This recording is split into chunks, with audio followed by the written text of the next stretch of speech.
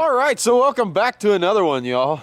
All right, so doing a little trap prep today, preparation and different things like that. So been getting a lot of questions on that subject as well. So, rather than making one long-winded video that probably the majority of you aren't gonna sit there and watch all the way through, I thought I'd break up, a few key things that been getting a lot of questions on, and just kind of do these short little clips for you guys, maybe help you out with your trap preparation. So I've got all my traps kind of staged out here, kind of half-heartedly here, but I've been going through them slowly. There's give or take about 350 traps here that I've got to go through, and all these were traps that were set and used last year. So all these need some sort of work. Rather, they're going over, cleaning out anchors, adjusting things, and I like to do all this before I wax and dye. So I've just kind of been going through them here slowly. You can see I've still got a long ways to go, but putting them in piles, I like to bundle my stuff up so I can grab it easy come season. But I got my wax pot and dye pot over here. You guys have seen this before. I'm big on the walnuts, so we're doing walnuts again. Obviously, you can see the walnuts are getting just about right. You can see that mixture down there is it's looking pretty good. We'll give her another couple of days come the weekend, and she'll be ready to go. All right, so obviously there's just a ton of different methods to prepping your traps. Obviously you guys see I'm kind of a walnut dye guy. I've been doing it for years. I've tried a lot of the other variations. I am going to paint some traps this year. A few of you guys requested that in my last video, to do the paint and acetone. I'm going to do a bunch of water traps like that. I've done that in the past, and it holds up real good on the water traps. And I've got a few water traps that I haven't done anything with for a few years, so they're due for a new coating. But anyway, the walnut dye I like, simply for the fact that there is some acidity value to these walnuts. So if you've got your traps that are a little rusty, several of these sat out in farm fields, which is real high lime content around here. The farmers, they just dump the lime in these fields, so they rust up pretty good after a catch or two. That walnut, that acidity to it is kind of similar to putting them in vinegar. It'll eat a lot of that surface rust off, but not eat down into the bare metal where they still take dyes. So you just end up with a nice, cool product. Sit out here, have you a couple cold beers, and just get ready for trapping season. I think that's one of the biggest reasons I like doing it. It's not any more work than doing anything else. I mean, I literally dumped the 5-gallon bucket of walnuts into this tub. You'd have to dump your logwood dye or mix your paint or whatever. So it's not that big of a deal. And then obviously I'm a huge advocate of waxing. I go ahead and I dip my traps in trap wax. There's all sorts of different products, but I'm kind of old school. I've just got another pot sitting here. I've got another part of a barrel here I'll fill up, and I'll wax my traps all in the same go-rounds. All right, so kind of getting to the point here of the video, I get a lot of questions on removing last year's wax or old wax whenever you go to do your trap prep for this year. So for instance, here you can see I've got this, here's a Duke 650 here. This is I did a video series kind of on this where I prepped them in one day last year. I got brand new traps and I just took the oil off of them, waxed them, and went out and caught coyotes with them. This is one of the traps that actually made a catch. You can see right there, it wore the wax right down to bare metal, and I let these set out a little bit this year just to kind of build up a little bit of surface rust to kind of help hold that dye. But there is still a lot of residual wax on these traps. Now, obviously, this trap is now contaminated, so to speak. It's made a catch. It needs to be re-waxed, kind of recoated for the season. But right down there, obviously, that didn't get worked, so the wax is still there. So how do you remove the wax from season to season?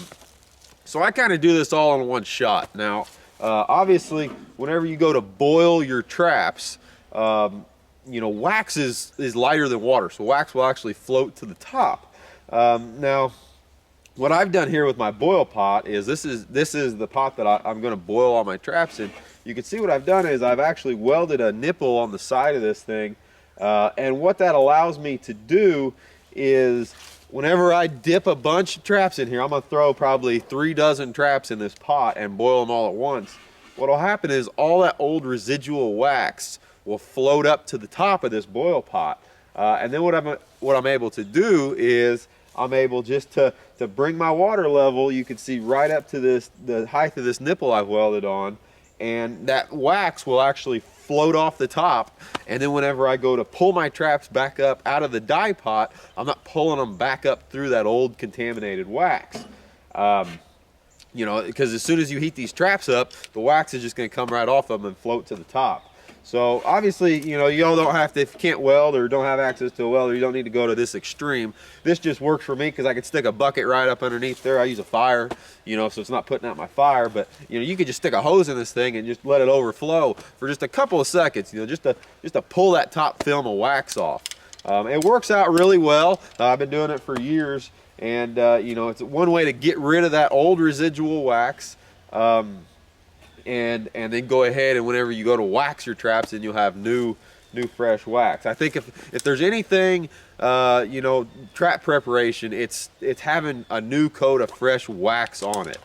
You know, whether or not these are brand new traps that are shiny pink, purple, orange, or standard black, it doesn't really matter all that much, I don't believe, in my opinion. You know, where it would matter is if you're using these traps in like exposed pocket sets, or I like to have my beaver traps where they're not, you know, pink, you know, because a lot of times you can see that outline of that trap setting in creeks and water trapping applications. But you know, you are going to bury this thing, right? Or ideally, you're going to bury it. So color really doesn't matter, but having this sucker sealed up, keeping the scent out of it, I think that's one of the aspects of scent control that I'm pretty big on. You know, I get a lot of questions on scent control every year. And, you know, I'm kind of right there in the middle ground. I don't just freak out about it, but at the same time, you know, I'm just not stupid about my scent control either. And I think having your traps with a coat of wax on them, sealed up, I think it does make a difference. You know, it keeps those critters' nose focused on that dirt hole or that backing or whatever you're using to attract that critter. It keeps their nose out of the ground trying to dig up this trap. So anyway, thought I'd just share that quick little tip for you guys. Like I said, this is just my setup. Once again, like I said, I'll just throw all my traps in here, and then I'll just maintain my water level right below that nipple. Once the wax comes up, I'll just add a little bit of water and I'll float that old wax right off the top, and then I'll just pull my traps right up through good clean water. You know, if you're not doing that and you're just throwing old traps in there and then you're pulling them up, you're kind of defeating the purpose, because you're pulling them up through that old contaminated wax. Now, I know a lot of people will actually just throw wax into their dye pot and then pull up through, and that's definitely an option, but you need to make sure that your old contaminated wax is off the traps before you do that. So it's kind of one extra step that I'll go through, because then I'll actually take these traps and then I'll wax them directly in one direct wax pot per se. But anyway, that's enough rambling, guys, for today. I hope that helped a lot of you. I've been getting a lot of questions regarding, you know, removing old wax, and that's just the way I've been doing. I've been doing it this way for a lot of years, and it seems to be working for me. So I thought I'd pass that information along with you guys. So, anyway, as you can see, I have just got a pile of work to do here, and I'm running out of time. I would like to be a little further ahead than where I am now, but life gets in the way, so you know, we'll probably be doing a lot of this work by headlamp. You know, so anyway, I'll hope you enjoyed the video. If you did, if you like this kind of short tips and tricks, you know, I can do a lot of these for the trapping aspects as well as, you know, on the line and preparation and everything as well.